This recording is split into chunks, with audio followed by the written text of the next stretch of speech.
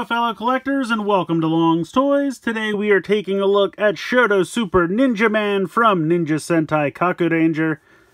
I love the front of this packaging. I just think that's such a cool pose for him in front of the full moon there. Very, very cool. Another pose of him using the sword on top. Not really much going on the bottom. Over here on this side you have a little picture of the bottle that he was sealed in. And then you have the full loadout over here. Him in a relaxing pose. And then all of the items that he comes with, you can see he's got a ton of different hand options. And then over here on the back, just kind of showing you how you can use the sword, peg it onto his back, the hands and whatnot. Some more warnings. So let's go ahead, let's get him out of the packaging here, and we'll take a closer look. So here he is out of the packaging, and I have to say, he looks just phenomenal. They did such a good job with this guy. Now, I do just want to say right off the bat that this guy does not transform. He does not have the ability to turn into the other mode. This is just his base form here. But they are doing an SMP model kit later on that will have the ability to transform. So that'll be a little bit larger scale. So this can kind of be like him on the ground with the Kakurangers. And then when they use the mecha, you'll have the SMP that can transform. That'll kind of be around the same height as the mecha that they did. So very, very cool. I love this quite a bit. Look at the helmet. I mean, just all of this gold paint. Looks absolutely fantastic. And the best thing about this, no stickers whatsoever. Everything is painted. Everything looks really sharp. You can see the sword here. Looks absolutely beautiful.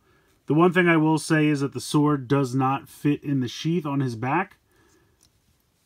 The sheath only goes down to about here. It's not completely hollow. So if you try to put the sword in, it's going to stop about there. But what they do is they include two other pieces. So they have kind of like a half sword.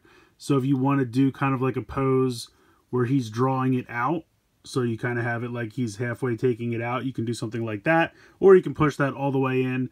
Or if you really just want the nub, or I should say the hilt of the sword, you can put that here.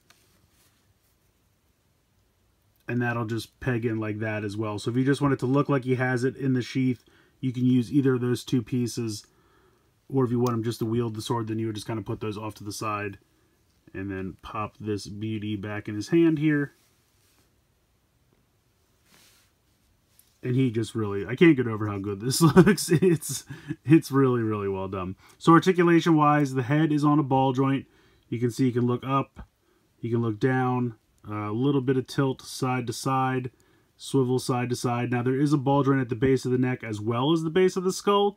So you can see that that can move around there, but then you also have separate articulation actually at the base of the skull or helmet, whatever you want to call it. Now with the shoulders, they're kind of on an interesting secondary hinge here, so that way it doesn't impede movement. You can see you get the hand all the way out to the side, but now you can see that the piece is kind of off to the side here, so there's kind of a secondary hinge. So you just kind of grab this and then slide that back up if you want it close to the body again, which I think is pretty well done. And again, just all that gold paint looks amazing. But you can see that there is a hinge right here for the shoulder, as well as a rotation.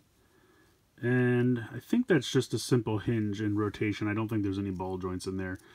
You do have a bicep swivel. You have a little over 90 degrees, but pretty much just 90 degrees there in the elbow. But he can bend back a little bit, which looks a little unnatural, but it can be done.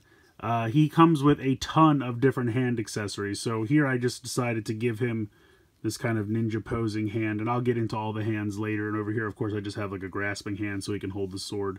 I'll show off all the extra hands in a minute. So you kind of have some movement here where the kind of main part of the torso above the belt. And then you have another one below the belt there.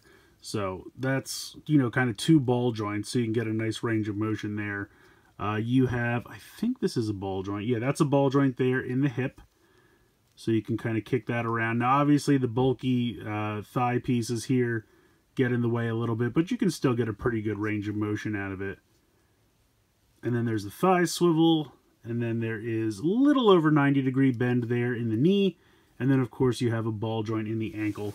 So just really beautiful. This guy came out great. They always do such a good job with the Shodo Super line, but Ninjaman has always been a favorite design of mine. I like the transformed form as well, but I've always just really liked this base form. I just think it's really cool. So having a little Shodo super figure of him is absolutely fantastic. So in addition to those 2 sword pieces I showed you, he does come with a ton of hand options. So you can see he's got kind of like a pointing hand here. This is kind of almost like a generic like trigger finger hand. Then here's another hand, finger pointing hand for the other side. Although this is almost kind of like a shushing finger or like a number 1, and this is more of a pointing hand. And then this is looks like he's holding something. Can't quite tell what that is. It's very small, but it definitely looks like he's holding something there. Then we have some open hands here. We have some closed fists here. We have some more like posing hands here. We have another one of this hand that I have on here, but for the other hand. And then we have a grasping hand for the other hand. So all in all, that's 1, 2, 3, 4, 5, 6, 7 sets of hands. So that's an incredible amount of different posing hands. So you can definitely do whatever you want with this guy. I think that's really, really cool. And then the last accessory that he comes with is the little jar that he was imprisoned in. And you can take the little hammer out of its mouth. It just pegs in very simply. And then you can pretend to crack it open and release him, which is just a fun little accessory, I think. Peg that back in there. And the hammer is very nicely painted gold. So yeah, really cool accessories. I love this guy, absolutely. Now he is going to be not quite 4-inch scale. Let me see if I have something. So here is a 4-inch, I guess he is kind of 4-inch, because this is a Spin Master 4-inch Flash figure. And here is a Change Heroes Don Dragoku. You can see is a little taller. So I guess he's probably closer to 4-inch. These were a little bit taller than that, so just to give you some kind of a size comparison. This is what I was looking for. This is a 4-inch Fortnite figure. So yeah, maybe just the tiniest little bit shorter than 4 inches. But just all in all, it's a really fantastic looking figure. The detail is really perfect. All the gold paint is really sharp. All of the articulation points are fantastic. A ridiculous amount of hand options for posing. And then you have the couple little sword options as well. I mean, it would have been neat if this guy transformed, but I completely understand they wanted to do him perfect. And if they tried to make it transform, I just don't think it would have worked out that well. So I'm happy that they kind of just made this guy perfect in this form. And then we're going to get that SMP later on that'll be able to transform and kind of interact, be in scale with the mecha. I think that makes total sense. So I love this guy. Definitely recommend checking him out. He was a premium Bandai release, so he's a little pricey for a single 4-inch figure, I will admit that. But if you're looking for him at this point, I would probably check the usual secondary places. Yahoo Japan auctions, Japanese Mercari, Mandarake, things like that. You could probably try Toe Collectibles. They may have some still. Not 100% on that. But yeah, this guy is definitely fantastic, and I definitely recommend picking him up. So let me know what you guys think in the comments below. Please like, share, and subscribe. Hope you guys enjoyed the video, and as always, thanks so much for watching.